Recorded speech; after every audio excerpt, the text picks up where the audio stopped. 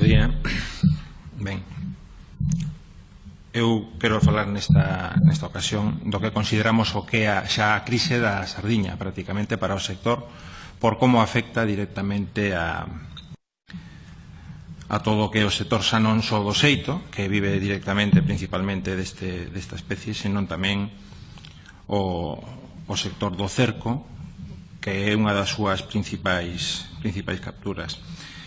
Na comparecencia da sesión de control que se realizou nesta Cámara hai unha semana,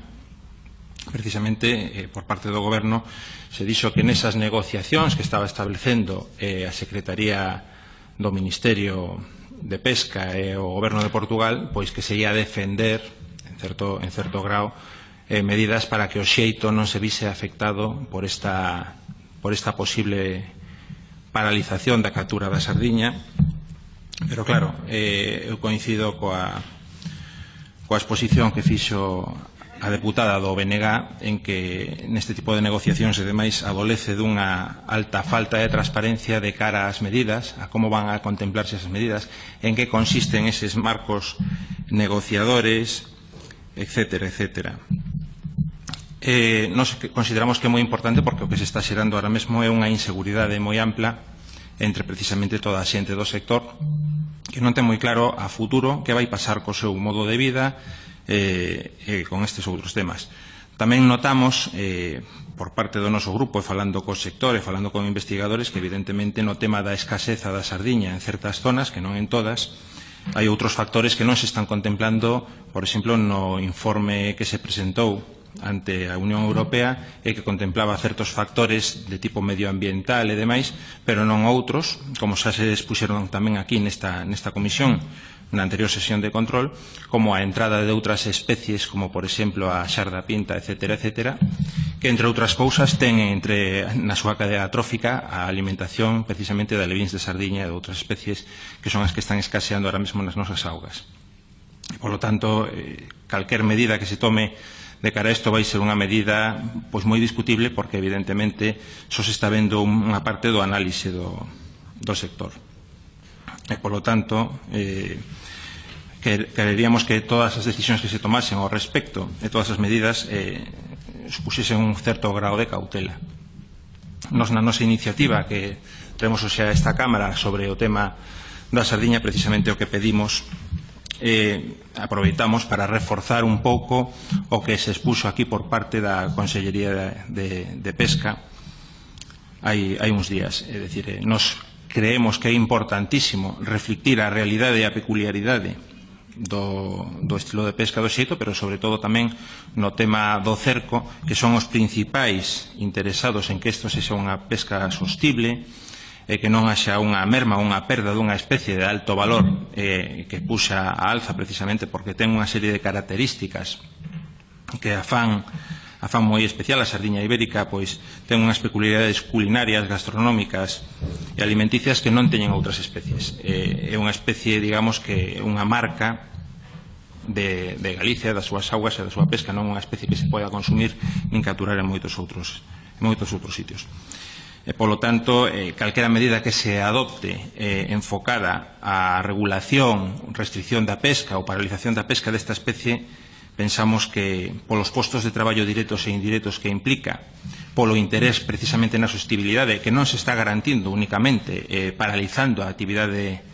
da pesca desta especie, pois pensamos que ten que ser un tema que se ten que atallar e que todo o que desde esta Cámara podamos fornecer ou apoiar para precisamente que esa iniciativa que teóricamente ia defender o Goberno da Xunta a través do Goberno de España para a defensa do sector, do xeito, do arrastre, etcétera, pois que teña un pouco máis de forma, porque evidentemente as declaracións e as liñas que van a desenvolver non as temos claras, porque non sabemos exactamente esa defensa en que vai consistir, se vai consistir en unha defensa como plantexaba na súa iniciativa o BNG de paralizar cautelarmente a pesca da sardiña e buscar outras medidas que supoño que serán incentivos económicos ou de algún tipo,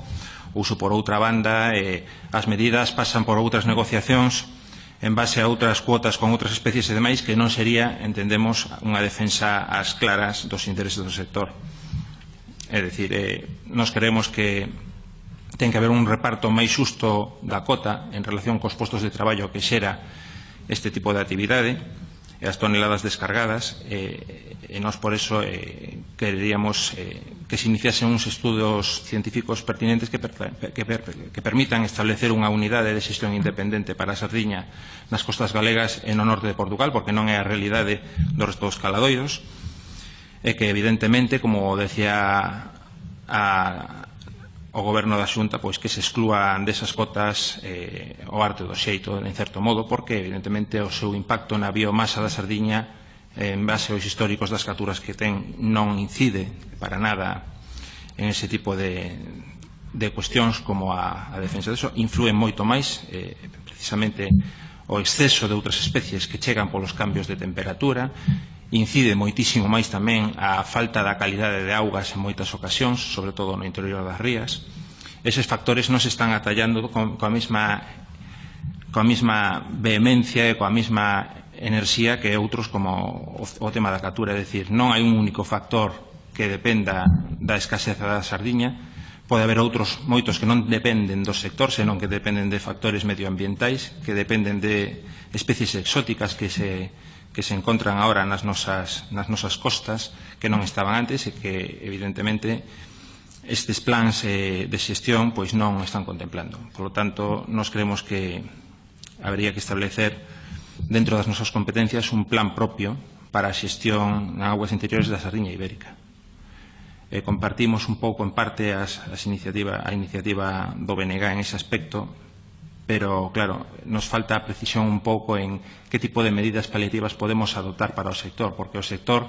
afronta un futuro bastante incerto nestes momentos, e os autónomos do mar, os empresarios, os armadores e demais non teñen moi claro ata cando van a poder manter a sostibilidade da súa industria, do seu modo de vida e dos postos de traballo que xeran tanto directos como indirectos. É unha cuestión que xera moita incerteza. Pensamos que calquera cousa, calquera iniciativa que saia desta Cámara que poda reforzar precisamente unha liña que consideramos que non colisiona co que defende a Consellería de Mar, pois pode dar un pouco máis de seguridade xurídica e de confianza ao sector. Nada máis.